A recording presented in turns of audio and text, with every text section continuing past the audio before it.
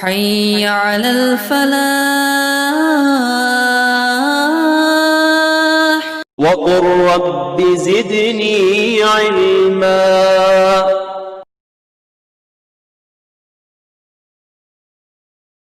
الحمد لله رب العالمين والصلاة والسلام على قائد الغر المحجلين نبينا محمد وعلى آله وصحبه اجمعین وبعد. محترم بھائی اور بہنوں، عقیدہ کے اس کلاس میں آپ سب کا استقبال ہے، اور آج ہم یہ جانیں گے کہ غیر اللہ سے فریاد کرنا یا انہیں پکارنا شرک ہے. فریاد کرنا یا پکارنا یہ دعا کے قبیل سے آتا ہے، اور فریاد صرف اللہ رب العالمین سے کر سکتے ہیں، دعا صرف اللہ رب العالمین سے کر سکتے ہیں. اللہ کے علاوہ کسی اور سے فریاد کرنا جائز نہیں ہے. لیکن اگر استغاثہ ما تحت الاسباب ہو، یعنی اسباب کے تحت آنے والا استغاثہ ہو کہ اگر کوئی آدمی میری مدد کر سکتا ہے اور ہمیں کوئی آدمی نقصان پہنچانا چاہتا ہے اور اس سے ہم مدد مانگ رہے ہیں، تو کوئی حرج کی بات نہیں ہے. حضرت موسیٰ علیہ السلام جب مصر میں تھے تو ایک قبطی نے بنو اسرائیلی کو مارنا شروع کیا، تو اس وقت بنو اسرائیلی نے حضرت موسیٰ علیہ السلام سے مدد طلب کی تھی. اس کے حوالے سے اللہ تعالیٰ فرماتا ہے فاستغاثہ الذی من شیعتہ علی الذی من عدوہ، کہ ان کی جماعت کے آدمی نے موسیٰ علیہ السلام سے استغاثہ کیا ان کے دشمن کے خلاف. تو اس سے پتہ یہ چلا کہ اگر ما تحت الاسباب استغاثہ ہے یا فریاد ہے، جو اسباب کے تحت آنے والی فریاد ہے، تو کوئی حرج کی بات نہیں. لیکن اسباب سے باہر، مثال کے طور پر اگر کوئی آدمی یہ دعا کرتا ہے کہ فلاں ہم کو شفا دے دیں، یا فریاد طلب کرتا ہے کہ مجھے اولاد مل جائے، تو شفا دینا کسی کے بس میں ہے؟ اولاد دینا کسی کے بس میں ہے؟ نفع اور نقصان پہنچانا کسی کے بس میں ہے؟ نہیں ہے. اللہ تعالیٰ فرماتا ہے وَلَا تَدْعُ مِن دُونِ اللَّهِ مَا لَا يَنفَعُكَ وَلَا يَضُرُّكَ فَإِن فَعَلْتَ فَإِنَّكَ إِذًا مِّنَ الظَّالِمِينَ. وَلَا تَدْعُ مِن دُونِ اللَّهِ مَا لَا يَنفَعُكَ وَلَا يَضُرُّكَ فَإِن فَعَلْتَ فَإِنَّكَ إِذًا مِّنَ الظَّالِمِينَ، کہ آپ اللہ کو چھوڑ کر کسی ایسی چیز کو مت پکارو جو نہ تمہارا بھلا کر سکے اور نہ ہی تمہیں کوئی نقصان پہنچا سکے. اگر ایسا کرتے ہو تو ظالموں میں سے ہو جاؤ گے، یعنی مشرکین میں سے ہو جاؤ گے، کیونکہ اللہ کے علاوہ کسی دوسرے کو مشکل دور کرنے والا ماننا، فائدہ پہنچانے والا ماننا، یہ کیا ہے؟ یہ شرک ہے. تو ظلم سے مراد یہاں پر شرک ہے. ان الشرک لظلم عظیم. لقمان علیہ السلام نے اپنے بیٹے کو نصیحت کرتے ہوئے کہا تھا کہ شرک سب سے بڑا ظلم ہے، ظلم میں سب سے بڑا ظلم شرک ہی ہے. تو اللہ کے علاوہ کسی اور کو مت پکارو جو تمہیں نہ نفع پہنچا سکے اور نہ نقصان پہنچا سکے. اگر تم نے ایسا کیا تو تم ظالموں میں سے ہو جاؤ گے، شرک کرنے والوں میں سے ہو جاؤ گے. اللہ فرماتا ہے سورہ یونس کی یہ آیت نمبر 106 اور 107 ہے وَإِن يَمْسَسْكَ اللَّهُ بِضُرٍّ فَلَا كَاشِفَ لَهُ إِلَّا هُوَ. اگر اللہ تمہیں کسی طرح کی مصیبت سے دوچار کرنا چاہے تو اللہ کے علاوہ کوئی دوسرا اس کو دور کرنے والا نہیں ہے. وَإِن يُرِدْكَ بِخَيْرٍ فَلَا رَادَّ لِفَضْلِهِ. اور اگر اللہ تعالیٰ تمہیں کسی طرح کی بھلائی پہنچانا چاہے تو اس کے فضل کو، اس کی مہربانی کو، اس کے خیر کو کوئی دوسرا روکنے والا بھی نہیں ہے. فَلَا رَادَّ لِفَضْلِهِ يُصِيبُ بِهِ مَن يَشَاءُ مِنْ عِبَادِهِ، کہ اللہ تعالیٰ اپنے بندوں میں سے جسے چاہتا ہے اس سے نوازتا ہے، اپنے فضل سے نوازتا ہے. وَهُوَ الْغَفُورُ الرَّحِيمُ، اور وہ بہت زیادہ بخشنے والا ہے، رحم کرنے والا ہے۔ اس آیت کریمہ سے ہمیں یہ بات سمجھ میں آتی ہے کہ نقصان کا مالک صرف اللہ ہے، نفع پہنچانے کا مالک صرف اللہ ہے، اور اللہ کے علاوہ کوئی دوسرا نہ نفع پہنچا سکتا ہے، اور اللہ کے علاوہ نہ کوئی دوسرا نقصان پہنچا سکتا ہے، چاہے وہ نبی ہو، چاہے ولی ہو، چاہے کوئی بھی ہو، صرف اللہ رب العالمین کے ہاتھ میں ہے نفع اور نقصان۔ اسی لیے اگر اللہ تعالیٰ کسی کو نقصان پہنچانا چاہے تو کوئی آدمی، کوئی ہستی اس نقصان کو دور نہیں کر سکتی۔ اللہ تعالیٰ کسی کو فائدہ پہنچانا چاہے تو کوئی ہستی اس فائدے کو دور نہیں کر سکتی۔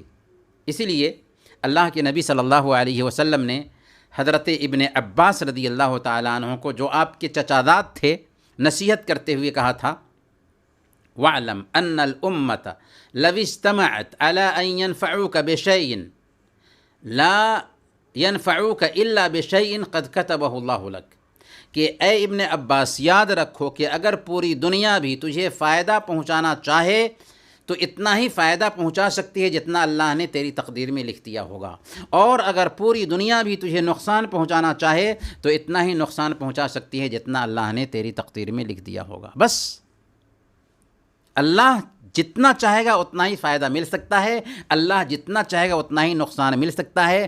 اللہ کے فائدے کو کوئی ٹال نہیں سکتا، اور اللہ کے نقصان کو کوئی دور نہیں کر سکتا۔ یہ عقیدہ ہوتا ہے ایک مسلمان کا۔ دوسری آیت سنتے ہیں، سورہ العنکبوت آیت نمبر 17، ان الذین تعبدون من دون اللہ لا یملکون لکم رزقا فابتغوا عند اللہ الرزق واعبدوہ واشکروا لہ الیہ ترجعون، کہ جن کی تم اللہ رب العالمین کو چھوڑ کر کے پوجا کرتے ہو، لا یملکون لکم رزقا، وہ تمہیں روزی دینے کا اختیار نہیں رکھتے، فابتغوا عند اللہ الرزق، لہذا اللہ ہی کے پاس سے تم روزی طلب کرو۔ مطلب کیا ہوا؟ عبادت کسی کی کیوں کرتا ہے؟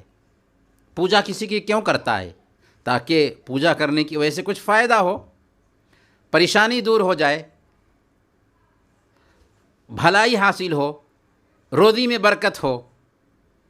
تو جب روزی دینے والا اللہ تعالیٰ ہے، بھلائی پہنچانے والا اللہ تعالیٰ ہے، مصیبت کو دور کرنے والا اللہ تعالیٰ ہے، تو تم ان کے سامنے کیوں جھکتے ہو؟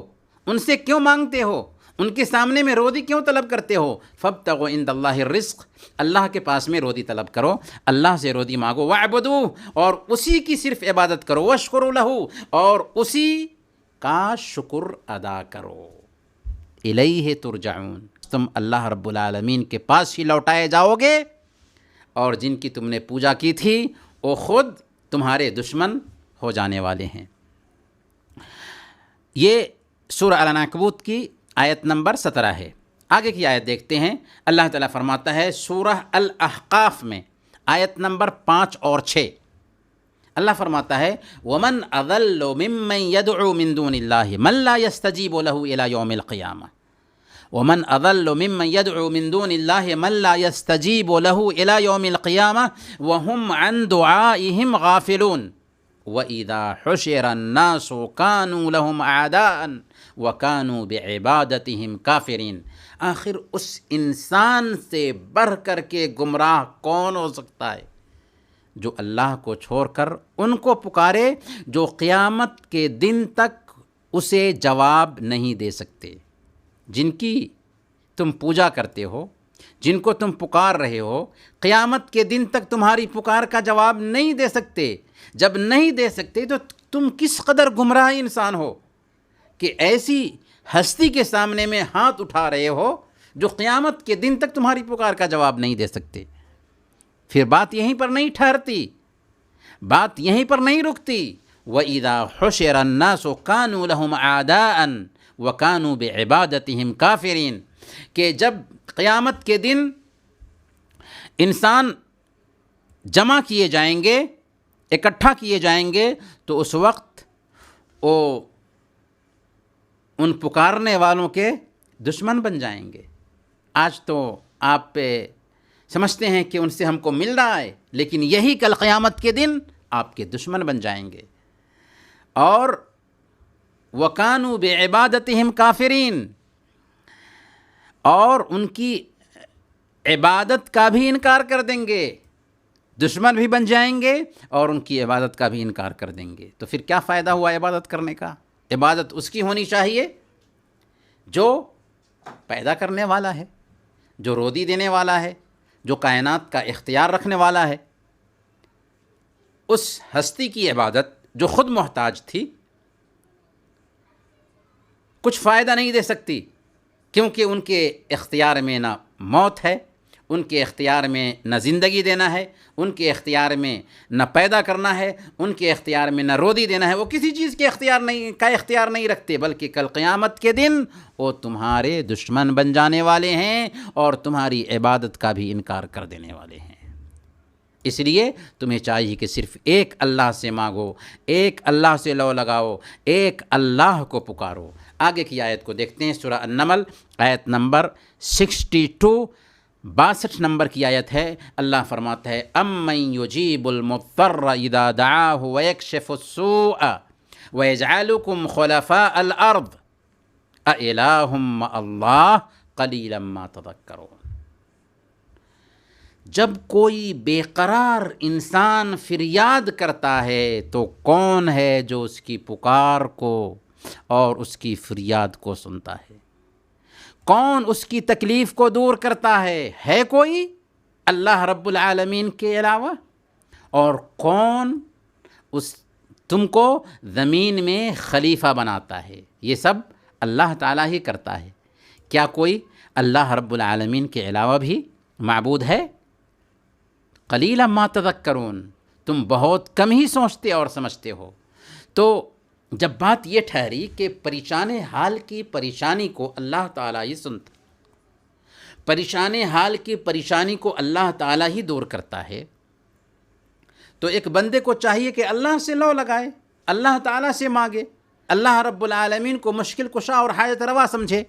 وہی پریشان حال کی پریشانی کو دور کرتا ہے، وہی پریشان حال کی دعا قبول کرتا ہے، وہی تمہیں زمین میں خلافت عطا فرماتا ہے۔ لہذا تمہیں چاہیے کہ اسی سے مانگو، اس کے علاوہ کسی اور سے مت مانگو۔ یہ چند آیتیں اس بات کی وضاحت کر رہی ہیں کہ ایک بندے مومن کو چاہیے کہ پکارے تو صرف ایک اللہ کو پکارے، فریاد کرے تو صرف ایک اللہ سے فریاد کرے۔ اور طبرانی کی ایک روایت ہے کہ اللہ کے نبی صلی اللہ علیہ وسلم کے زمانے میں ایک منافق تھا،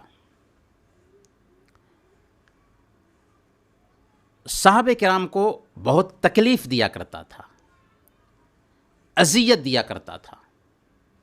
تو بعض صحابہ نے کہا قوموا بنا نستغیث برسول اللہ صلی اللہ علیہ وسلم من هذا المنافق، چلو ہم لوگ اللہ کے نبی صلی اللہ علیہ وسلم کی خدمت میں حاضر ہوتے ہیں اور اس منافق سے نجات حاصل کرنے کے لیے اللہ کے نبی صلی اللہ علیہ وسلم سے استغاثہ کرتے ہیں۔ استغاثہ کرتے ہیں، کیا لفظ استعمال کیا؟ استغاثہ کرتے ہیں کہ اس منافق کے شر سے نجات حاصل کرنے کے لیے ہم اللہ کے نبی صلی اللہ علیہ وسلم سے استغاثہ کرتے ہیں۔ اللہ کے نبی صلی اللہ علیہ وسلم سے استغاثہ کرنے کی بات جو کہی انہوں نے، تو اللہ کے نبی صلی اللہ علیہ وسلم نے سنا اور آپ نے فرمایا انہ لا یستغاث بی وانما یستغاث باللہ، سنو مجھ سے فریاد نہیں کی جا سکتی بلکہ اللہ رب العالمین سے ہی فریاد کرنی چاہیے۔ حالانکہ اگر ہم صحابی کے اس قول پہ غور کریں تو واضح سی بات ہے کہ اللہ کے نبی صلی اللہ علیہ وسلم کے سامنے میں اس منافق کی شرارت پیش کی جاتی اور اللہ کے نبی صلی اللہ علیہ وسلم کو اختیار تھا کہ اس منافق کو سزا دیتے یا اس کا بائیکاٹ کرتے۔ جو اختیار تھا اسی اختیار کی بات کہی جا رہی تھی، لیکن اس کے باوجود بھی اللہ کے نبی صلی اللہ علیہ وسلم نے اسے پسند نہیں کیا کہ استغاثہ کا استعمال کسی انسان کے لیے ہو۔ لہذا فریاد صرف اللہ رب العالمین سے کی جا سکتی ہے۔ استغاثہ صرف اللہ رب العالمین سے کیا جا سکتا ہے، استغاثہ اللہ کے علاوہ کسی اور سے نہیں کیا جا سکتا، فریاد اللہ رب العالمین کے علاوہ کسی اور سے نہیں کی جا سکتی۔ اللہ کے علاوہ کسی اور کو اگر ہم پکارتے ہیں تو یہ شرک ہو جائے گا۔ اللہ تعالیٰ ہم سب کو صحیح عقیدہ پر گامزن رکھے اور غلط عقیدے سے بچائے۔ وصلی اللہ علی نبینا محمد وعلی آلہ وصحبہ اجمعین۔